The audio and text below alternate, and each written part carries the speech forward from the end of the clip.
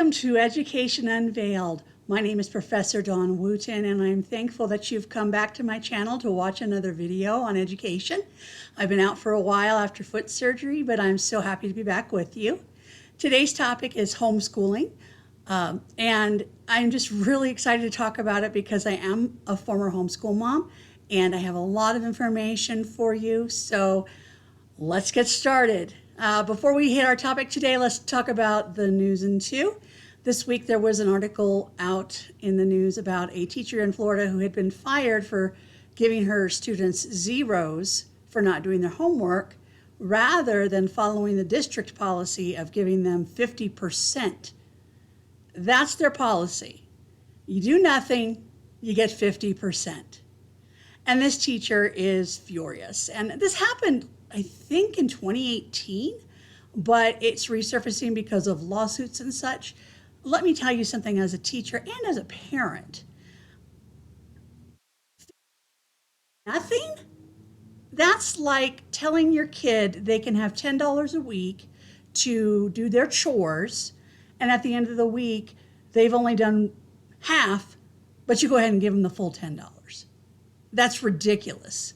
Not only is this handicapping our children in terms of their expectations of reality, but it also shows them that they don't have to put in any effort to get credit for something. That is completely wrong. You have to work in this world to get where you want to go. And we have to teach our kids that.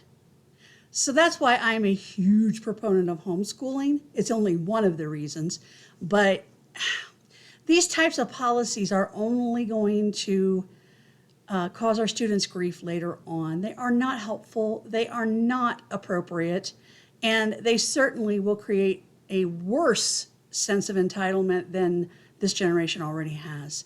So if your school has a policy where your kid gets 50% for doing nothing, go to a board meeting and try to get this changed because it's not appropriate at all. Either that or homeschool your kid. I'm going to talk about homeschooling. After the pandemic, homeschooling boomed. Prior to the pandemic, about 3% of the population homeschooled. And depending on the statistics you look at today, it's somewhere between 5 and 6 million. So it almost doubled after the pandemic because parents learned what it was like to teach. They learned what was happening in their students' classrooms in terms of ideology, things that were happening that had nothing to do with education. And they learned about policies like 50% for doing nothing. So parents learned a whole lot. And a lot of them chose to not send their kids back to school and decided to homeschool instead. Now, the top 10 reasons for homeschooling, according to the Homeschool Spanish Academy, and I did put a reference slide at the end of this video for all of the references I'm using today. There are several reasons why people homeschool. First is flexibility. If your child is more of a night owl, sending them to school at 7 a.m. is torturous. When I homeschooled, my daughter did not want to get up till 9, and I was fine with that. I worked from home, so I had the flexibility and the opportunity that we didn't start homeschool till 9:30, and we were usually done by noon. And that's because I only had one student, and I only had to teach her one subject at a time. I didn't have to teach her every subject every day, following the laws of my state at the time. I only had to put in a certain number of hours every day, and how I handled the curriculum was entirely up to me. So we did social studies twice a week because she just hated it. We did art every day because she loved it. And we did math every day and English, writing, and spelling every day. But science and social studies were more of 2 or 3 days a week because they weren't her best subjects. And I wanted her to enjoy school, not be tortured by it. So flexibility was huge for us, not only in terms of every day, but then I also had the flexibility of taking her out on field trips, a limitless number of field trips. On election day, she would go with me to vote, and we would talk to the election poll workers about what it was they did and why it was important. When we would go grocery shopping, she would help make the list and then she would help keep track of costs, including taxes, figuring coupons, etc. So she got a really good, well rounded education that didn't involve sitting in a classroom for 7 hours a day. And it also gave me a lot of peace of mind knowing she wasn't being bullied or subject to the dangers of school shootings. The second most popular reason for homeschooling is time efficiency. And I kind of just touched on that. When you only have one or two students in a classroom, whether you're a professional educator, a parent, or whatever, you don't have to wait for everyone else to be done. Once your kid is done, you can move forward. And so a lesson that would normally take somewhere between 30 and 45 minutes for a group of 20 students, you can finish in 15 with one. And so rather than spending 6 to 7 hours a day on education, we spent 2 or 3.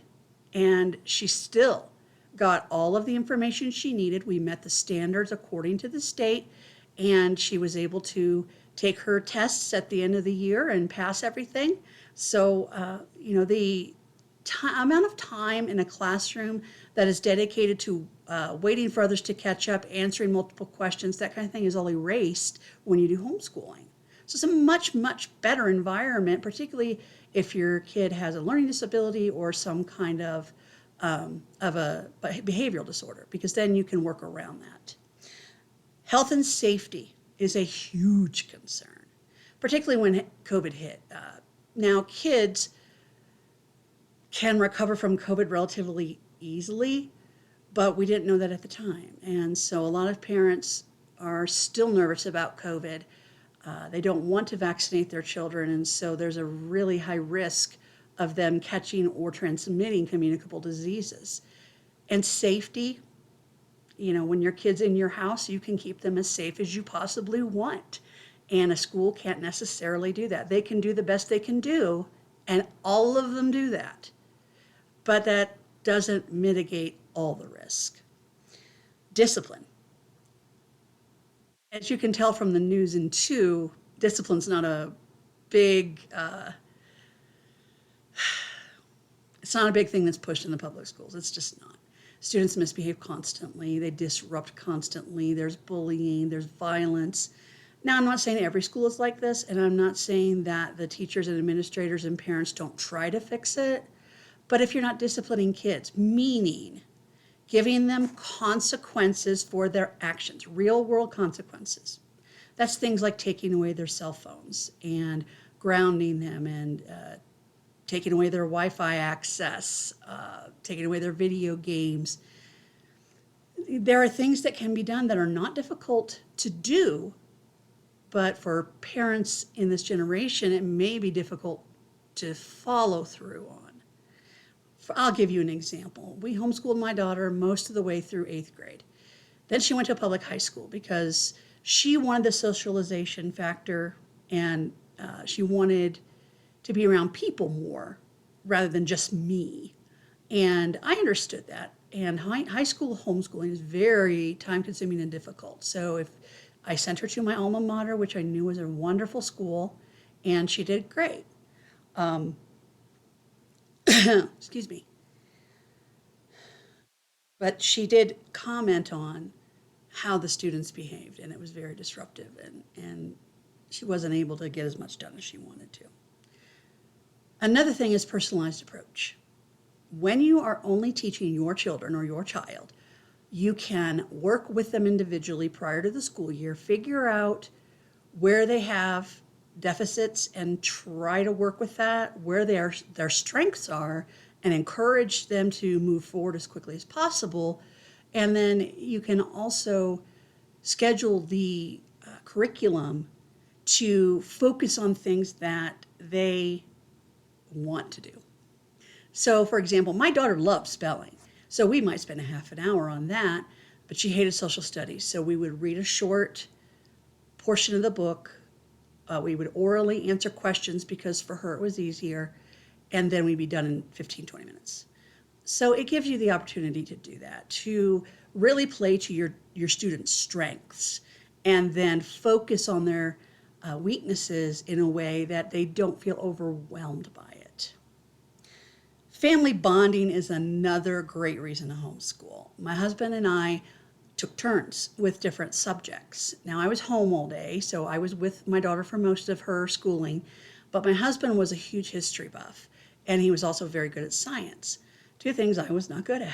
So sometimes in the evenings, she and her dad would maybe watch a history video and then talk about it, or they would go through one of her history or social study books and discuss the topic for the week. They would do science experiments. They would build things. He taught her about using electricity. He's an electrical engineer, so he was able to teach her how to build a simple electrical board, which she later then incorporated into her artwork, which was great. So it gave us a real sense of where we're doing this together as a family. We got to spend more time together. We got to know, our daughter got to know us better. And it really made for a much more cohesive environment in the family because we were all connected so much more closely. There's less emotional pressure in homeschool. In a public school with bullying and the pressure to always be the best sometimes, or the pressure to be a failure, which is have never understood. And so for a student like my daughter who has an emotional disorder, it would have been very, very difficult for her to function in a public school system because her brain doesn't work the same way that other people's brains work. And so there would have been lots of miscommunication and a lot of difficulties with relationships. And so her ability to be in a low pressure environment was much more conducive to her learning process. Also, homeschool kids tend to have more confidence. They are much more independent. So you can, at some point in their education, say, here's your schedule for the day, complete your projects, let me know if you need help, and then you just send them off and they go. And they learn great study skills that way too. They learn how to access resources. They learn how to find information, or at least look for information before relying on the teacher. And those skills are transferable to life, to college, to anything. So it's a really, really great benefit of homeschooling. If your child has a learning disability or a mental health issue, like I mentioned, homeschooling can be a much less hostile environment. Unfortunately, public schools can be very hostile because kids are just nuts. Anybody who has kids knows that. And by being able to just focus on their education and not have to worry about being made fun of or being behind or being seen as different, they simply focus on their work and they don't have to worry about all that stuff. So it may be a little more difficult to teach or to homeschool a child who has a learning disability or an emotional disability. However, the flexibility that you're offered gives you the chance to research what are the best options for my kid, what are the best curricula for my kid, how can I handle outbursts. And you can work with your pediatrician and your therapist, counselors, psychiatrists, whoever you need to work with on a much more flexible basis because your kid's not stuck in school all the time. And it also allows your kids time for their passion. As I said before, my daughter did art 5 days a week because that was her thing. And we really did everything we could to encourage and support her in that, including constantly buying her sketchbooks, colored pencils, markers, crayons, paints, paint paper, whatever she wanted to be creative with. And it gave her a real opportunity to practice her skills and get better and better and better. And it was just amazing how she developed as an artist, almost completely self-taught, because her father and I are not artists, we're singers. We don't do art. If I can do a good stick figure one day, I'm good. But my daughter is incredibly talented, and from the time she was very, very little, it was clear that art was going to be her gift. So we had the opportunity to give her extra time every day to work on her art, whether that was doing chalk drawings on the driveway, doing some painting. She was into crafting as well, so we got her a sewing machine and let her go to town on that.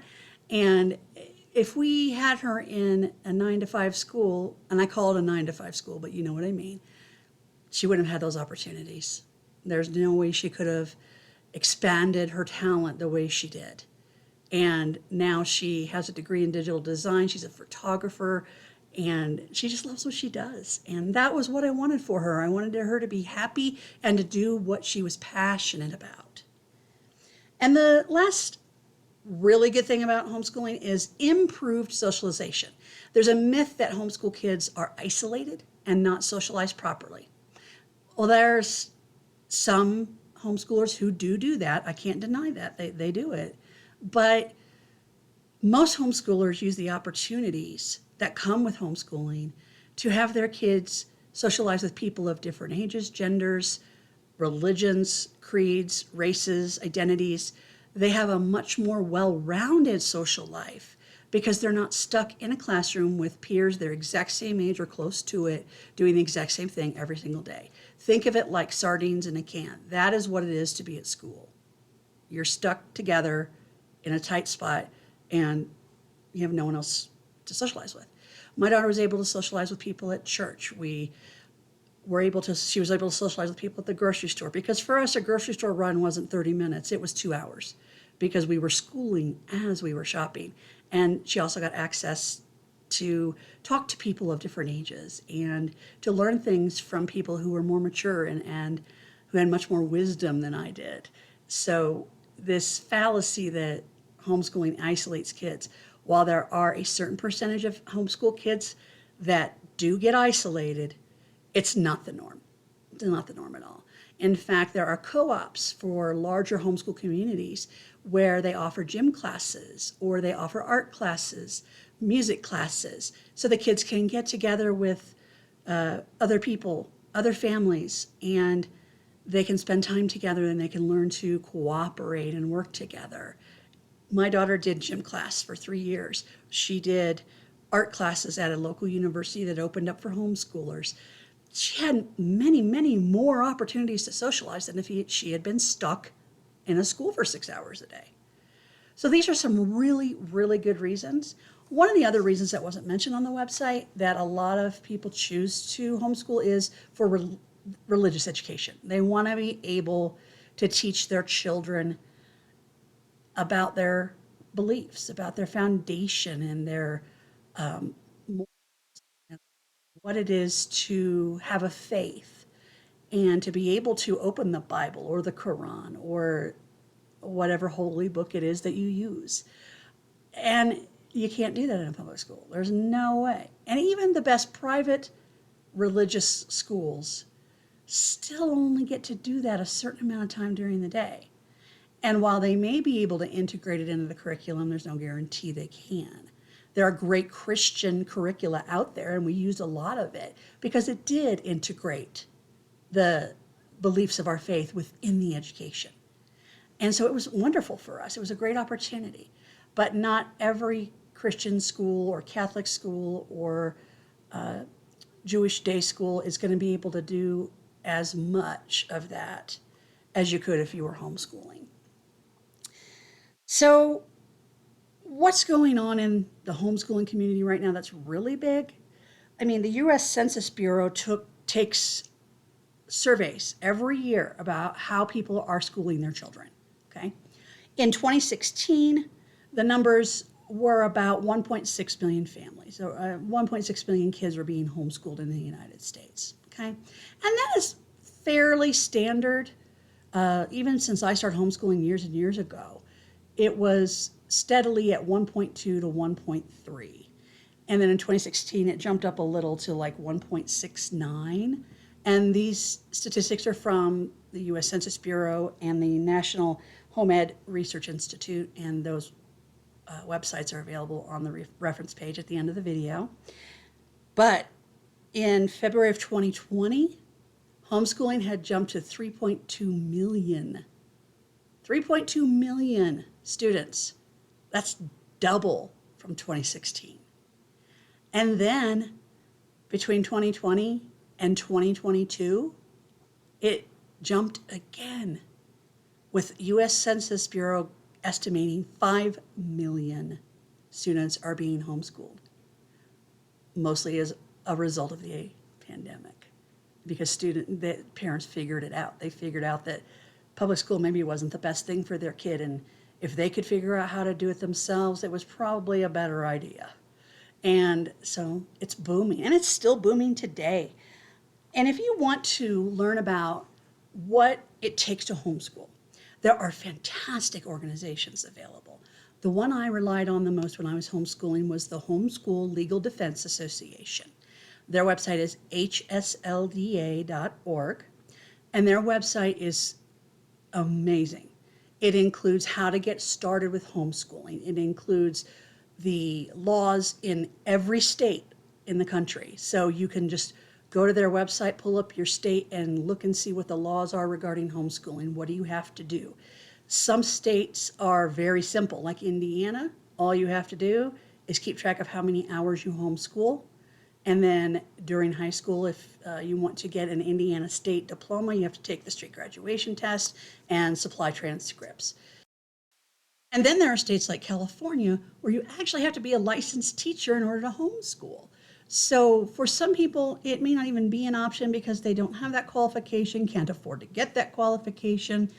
And in other states, it's just a piece of cake. So I really encourage you, if you're thinking about it, go to hslda.org and look up what it takes to be a homeschooler in your state.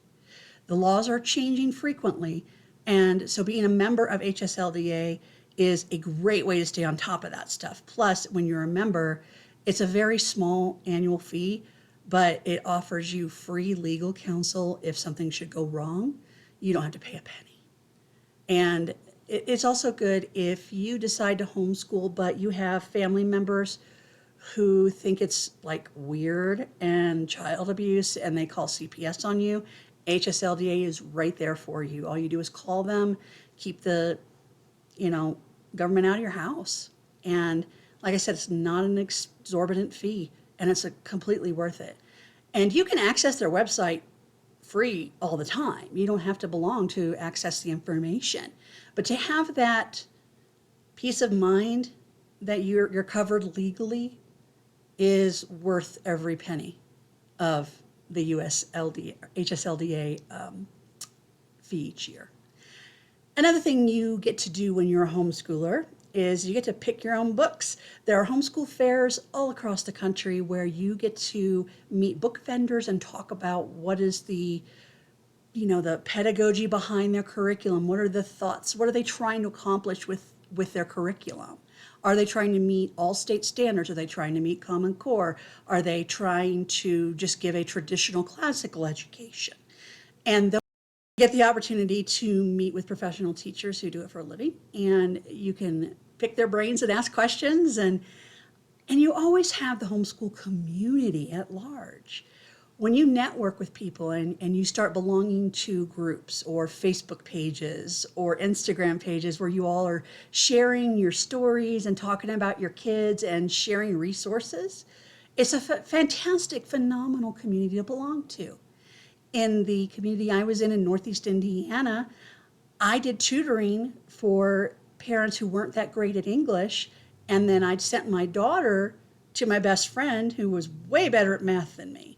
And so we traded off. I helped her daughter with English and she helped my daughter with math. And then we would get together to do science experiments, and my husband would work with her son in history. And it was just a wonderful, amazing way to not only raise our kids, because they're so close, but also to make sure that we were giving them the education we wanted them to have without any agendas or ideologies or worrying about getting up on time or lunch boxes or any of that. We didn't have to worry about any of that. We didn't have to worry about school uniforms. It was fantastic. So it's really a fantastic option. And if you want to explore homeschooling, you can feel free to comment after this video or check out hslda.org and follow me on Twitter and Facebook. And I hope that you click that subscribe button. And if you need any information about homeschooling, don't hesitate to leave a comment and I'll try to get back to you as soon as I can. Thank you for watching Education Unveiled. I'm Professor Dawn Wooten, and you have a very blessed day.